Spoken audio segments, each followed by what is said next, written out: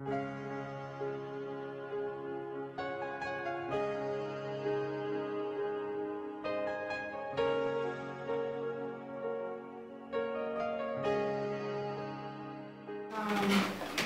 100, ho anche aspettative che lei mi ha detto di mettere da parte, ho cercato di mettere da parte. Sabato e domenica, anche oggi, è stato durissimo perché i numeri non li imparavo, tutte quelle cose lì, ci vuole 3 ore per ricordarle, fantasia zero, per cui è stato Luca che dicendo guarda se forse mi dici così arrivo, allora con lui mi sono sentita che anch'io ce lo potevo fare, no?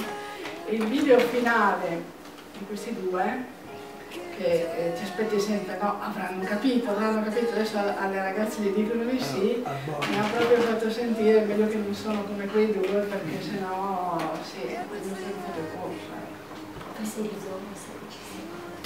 Grazie.